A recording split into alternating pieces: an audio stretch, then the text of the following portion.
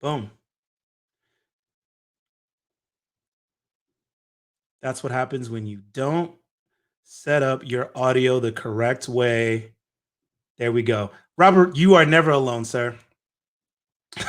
You are never alone. All right, so that was totally on me. That was my fault.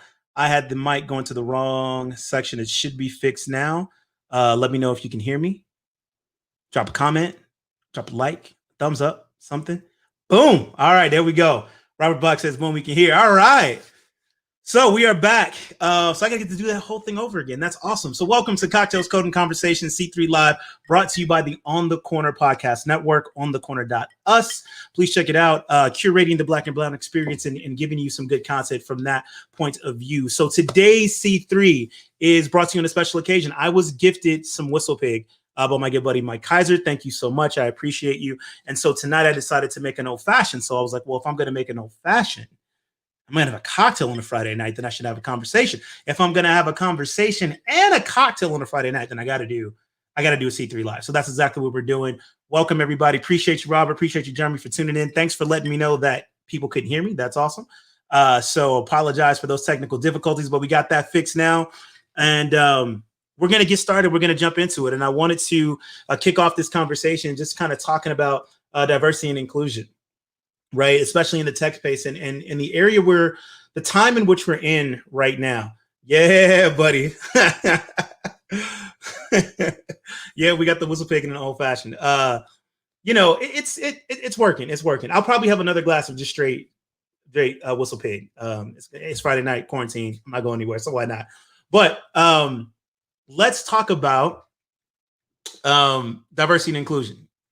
So, as we all are aware, right now it's interesting times in the U.S., right? And as I was saying earlier, for the first time in my life, I don't recall a time where like there was protest across the entire nation. So at one point in all 50 states, we had a protest going on, about the George Floyd murders, and then which just kind of reinvigorated this issue that we've had in the U.S. for so long, which is this race relations. And as I started looking at it, especially from the tech space, and especially from looking at my life, my career, the things that I've seen, one of the things I wanted to make sure is that we have a time right now that we can make a difference and actually make some change. Now, I'm not naive enough to think that we're going to change the world in my lifetime, and I'm not naive, and we can't do anything about the past.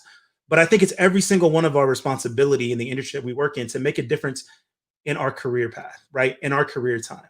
We can make a difference right now. And not only can we do that, but we can set a precedent for those behind us that are looking at us, the next generation, of how organizations could be won. And so for this one, forgive me a little bit. I'm going to rant just a little bit. I'm going to fire some shots, but I want to do those lovingly, because we got to come together and we got to fix this. Like, the time is now. Enough is enough. Right. And I don't say these things lightly without pointing fingers at myself. I feel like I haven't done enough in the tech industry to make sure that we're making roads to make this different, to make it better for the generations behind me. And as I've looked at that and kind of taken that on, I'm like, there's a lot of things that I could have done and that I'm going to start doing to do better. So diving into this topic, the one thing that I want to make sure that we do is that we don't stop having this conversation. Right. We saw a lot of, marketing messages, changing of logo colors, and all these videos from executives, how, hey, this is a trying time and all this stuff. And we believe that Black Lives Matter. Some didn't even say it. And we're going to get into that topic. But, we saw all of this and it was like, okay, that's nice. But what are you doing behind closed doors? Right. What are you doing to make sure the conversation is going? And in today's media cycle, right, it happens so quick that we talk about things, we get enraged, and then we just let them pass on. And so for right now, I think we need to hold on to this moment, and we need to keep pressing this moment to make sure that we don't let this go by, that we continue to have these conversations in our workplace to make it better. Because this isn't just about, the race relations between, Black people and everybody else. While yes, you hear Black Lives Matter, and that phrase is important, the phrase, I'm not going to get into the politics of the organization, just that phrase, it's about everybody that's included in a diverse work environment, right? This is just one of the many areas where it is, the most prevalent, because we see such visual social injustice being done for Black people. And so what they have to deal with coming into the workplace. And so anyway, as I started looking at diversity and inclusion, I said, okay, you know what? It's 2020. Why are we still so bad at this? right? Why is it still that we still have these same problems? We look at the numbers and they're just horrible.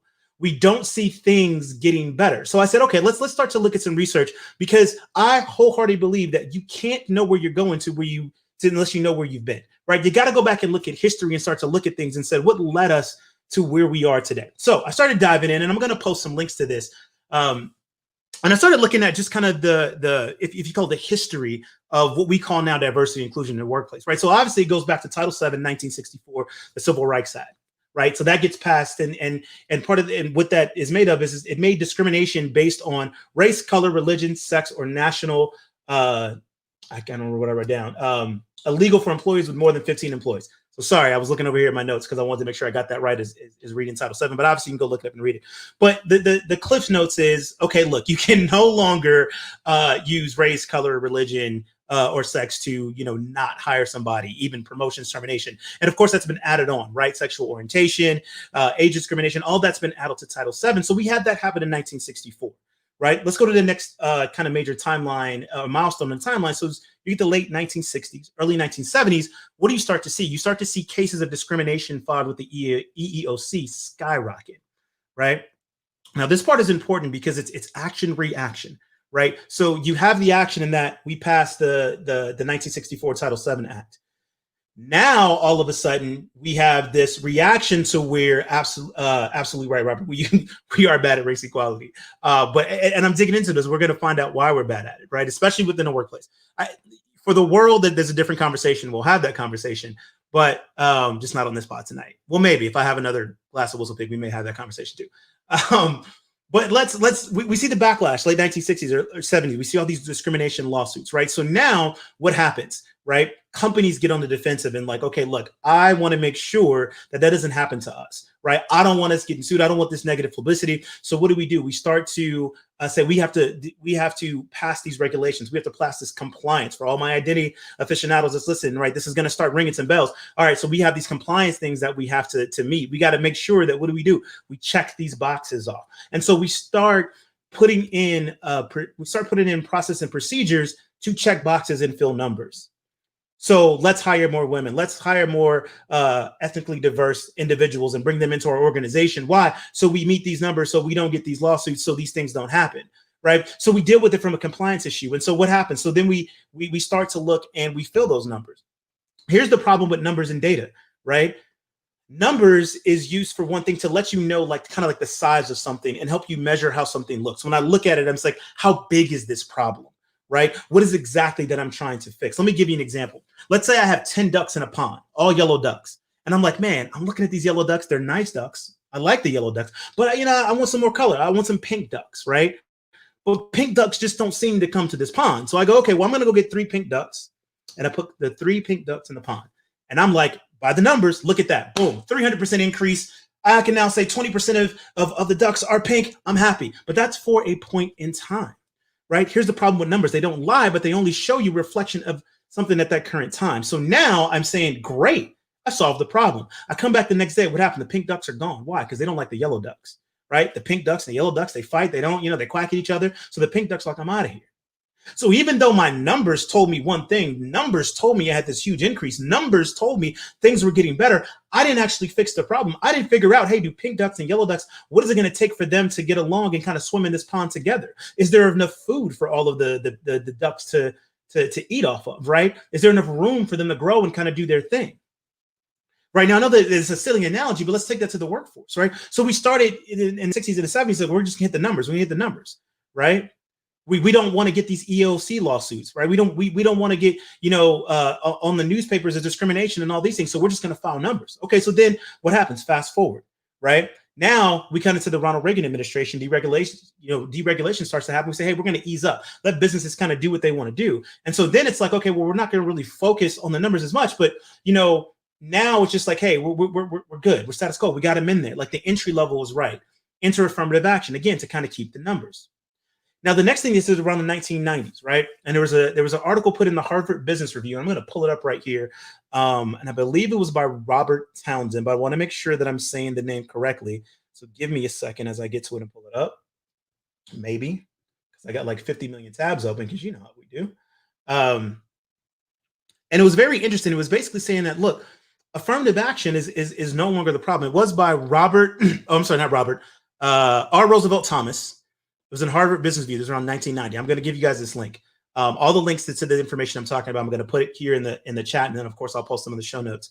But in this, he basically outlines a 10-point plan of why affirmative action is no longer working and what we need to do next. And basically, I'm going to surmise it and say this. He's like, look, we've solved the problem of whether or not women, minorities can get into the workforce. We got that. We're getting them in. Here's the problem. They're not going anywhere. They're not thriving. Does that sound familiar? This is in 1990. They're not thriving. They're not making it to management, right? Let's go back to my analogy. The pink ducks aren't staying. So we can get the pink ducks to come to the pond, but they're not staying. We're getting more women into the workforce. We're getting more minorities into the workforce, but they're not staying. Why? Because we focused on the numbers and getting people in and not focused on saying we, right? And he brings it up in this article. This is back in 1990. This is 2020. We are still having the same conversation. We have to get focused on we as an organization, right? So when we look around at our organization, it's a collective we as we start to move and get better. We didn't work on making sure that the environment was there. We didn't work on getting the sexist assholes out of the workplace, right? Sexual discrimination. The ones that do predatory things to women to where they don't even feel comfortable in the workplace. We didn't work on the fact that we would overlook some things. It's like, oh, well, this person says certain things or acts a certain way, or hey, they have a lot of diversity, but they never promote anybody of diverse color. We look the other way at that. Why? Because we don't want to make waves. Because, the workplace isn't about that. It absolutely is about that, because when people come together and work together, you get a better, more productive workforce. At the end of the day, human beings are human beings. They don't stop becoming human beings when they come to work. So why would we want to create an environment where we expect a human being to stop being a human being because now you're at work? So act appropriately, right? Let's not talk about these certain things at work. Now, I'm not saying we have to change work and you talk about all these things, but we have to acknowledge the fact that at the end of the day, people are people.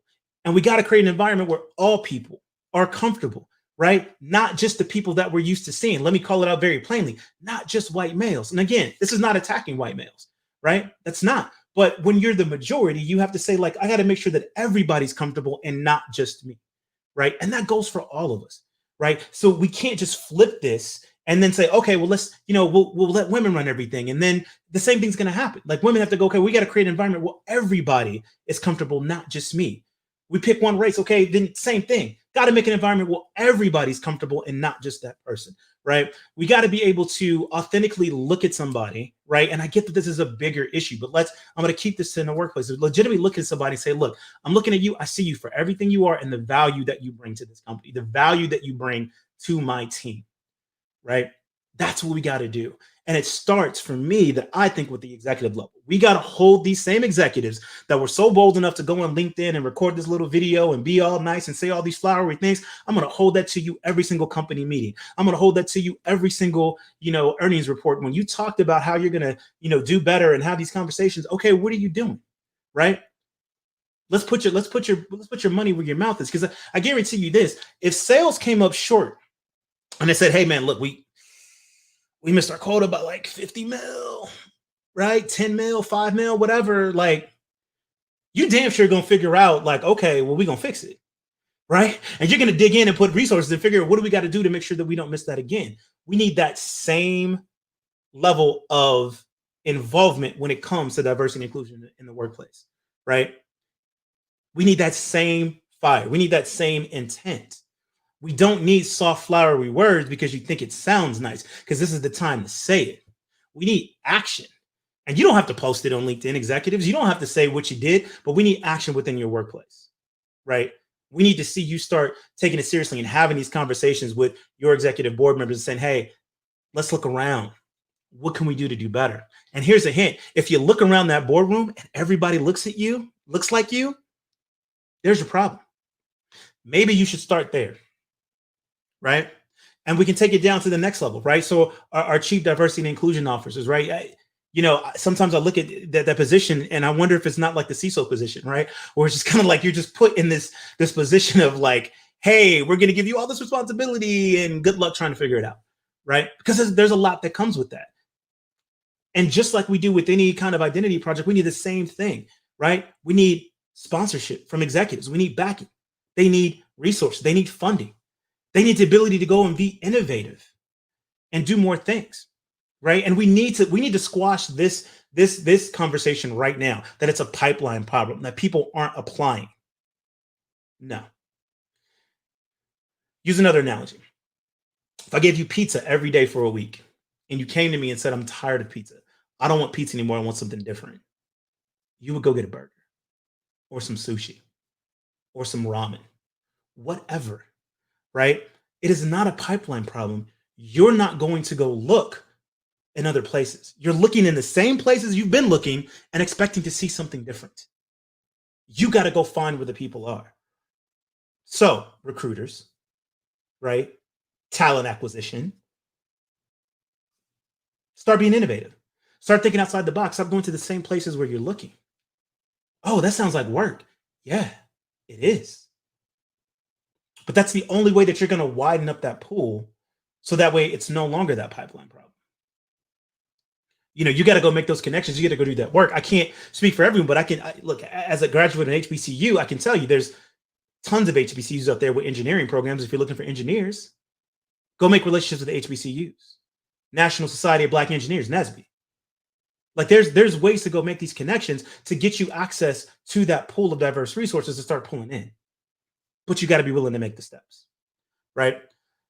And for my workers that are there, that are on the ground, right, that are trying to go through and make a difference, push their organizations. Look, I understand that it's hard, right, and it causes some really good conversations, but also uncomfortable conversations, because you got to call out some tough truths that not everybody may be ready to hear, right? And while these conversations can get heated, I would implore everybody, understand that you're right to feel your emotions, but emotions are good and they're also bad. They're good in that you want to be passionate about what you're saying, but you don't want to push to extremism to where you're pushing the two sides apart, right? But you got to continue to push.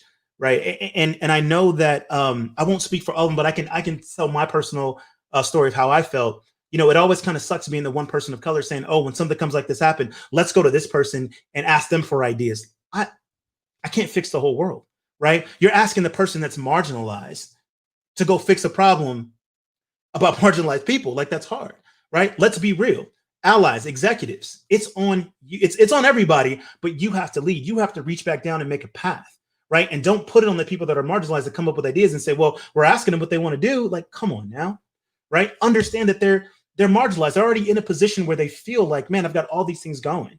Right. And I've fought so hard just to get here. They've got to be comfortable in a space to be able to come to you and feel like, here are these ideas. And also they got to see that you are actually going to turn around and commit on the ideas. Don't get caught up in your committees and we're going to talk about it. We'll get back to you. We'll do this. It's that bullshit is over. Shit, get off the pot. Right? It's time to actually come out of those committees, have some real action, and then take steps. They don't have to be the right steps. They just have to be authentic steps, because we realize that we're not going to change this overnight, but you've got to be willing to take those steps and you've got to be willing to go after it. So I want to tell everybody, just keep this conversation happening. Keep it at the front of mind so we can change. We can change in our trajectory of our career path what this looks like. Because you can't tell me that over the past 20, 30 years, with all the innovations we've seen, with all the stuff that we can do, machine learning, like just look at all the technology we've been able to create. You're trying to tell me that we can't take that same brain power. We can't take that same need for innovation and make sure that this is no longer a thing that we talk about. I absolutely know that we can. We just got to want to do it.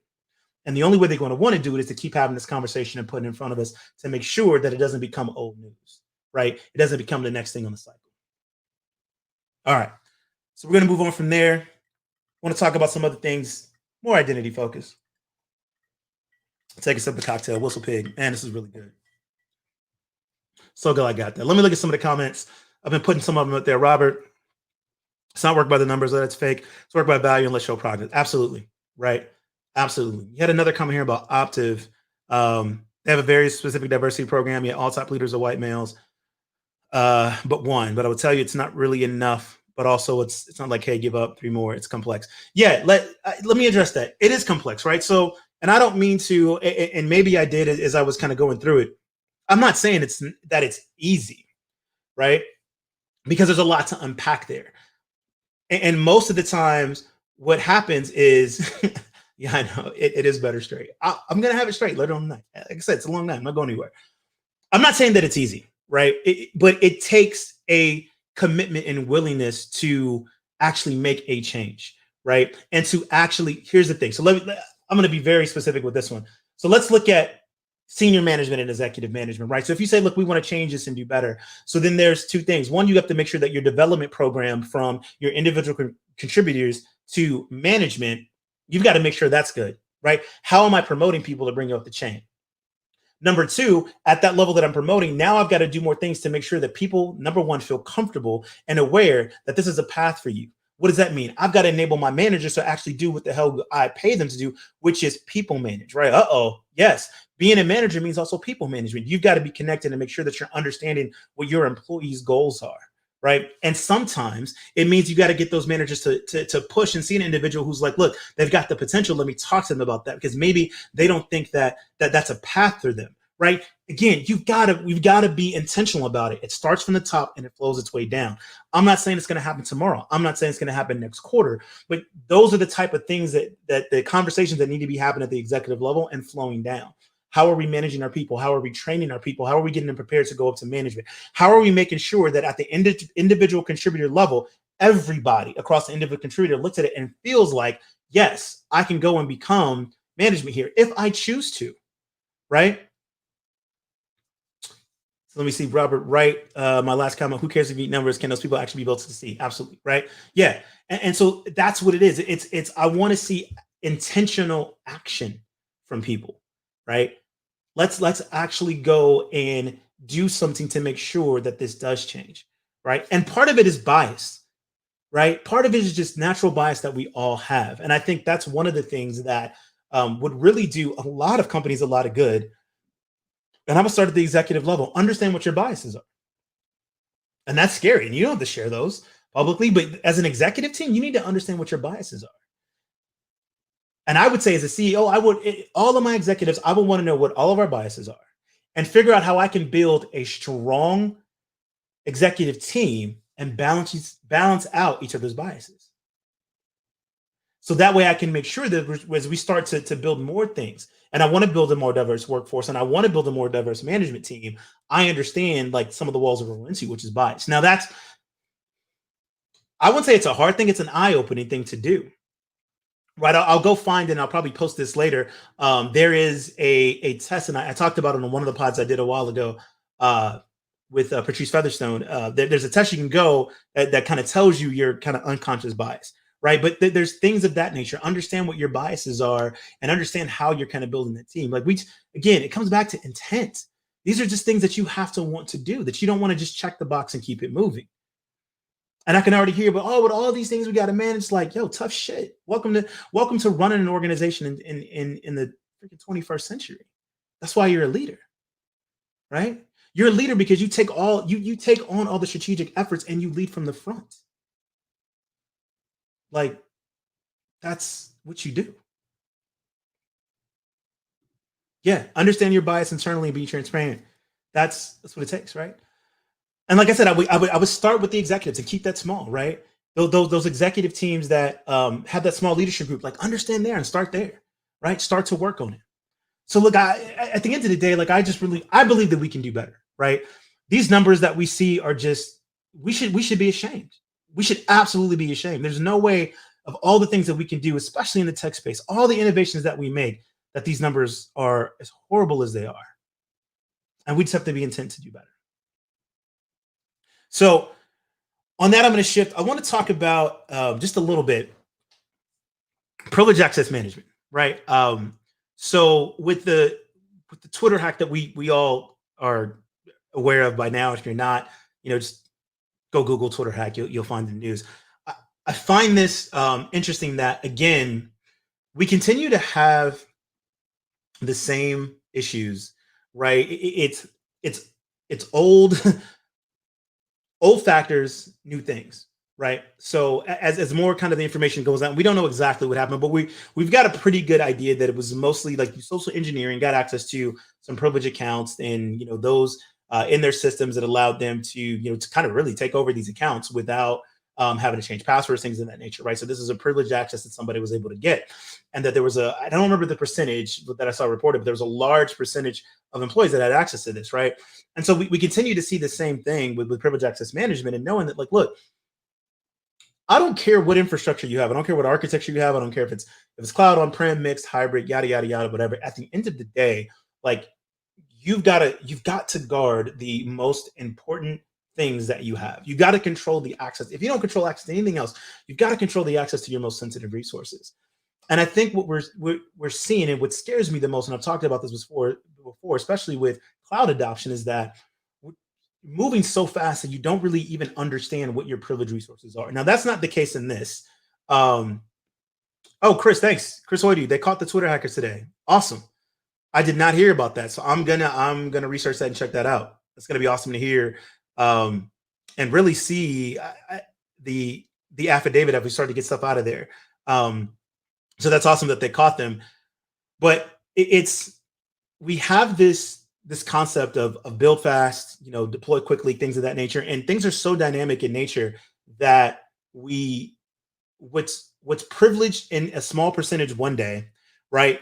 And something as small as like 30, 60 days, all of a sudden is huge access. Like, if I say that I've got a team and it's like, okay, well, only two people have access, but I'm growing so fast, things are happening so fast, I'm hiring and bringing all these people on. Now all of a sudden 10 people has access, 15 people has access, right? Privileged access management is still something that, while we have some of the traditional vendors out there, the CyberArks of the world, we've got new age vendors like Remediate coming out, but that concept to me is still what we have to look at and really focus on. I feel like it's kind of like an afterthought when we talk about everything else. We get to authentication so quickly, we get to authorization so quickly, we set up IDPs, all of this, but we don't talk about privilege as much, right?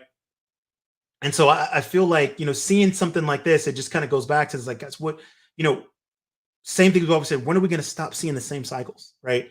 When are we going to stop seeing like the same mistakes over and over again? And I don't want to go too hard, because Lance Peterman, fellow ID Pro member, made a good point. And when I say these things, right, I'm doing it from a critical standpoint, but also understanding, look, I'm not blaming the people at Twitter, like the admins at Twitter.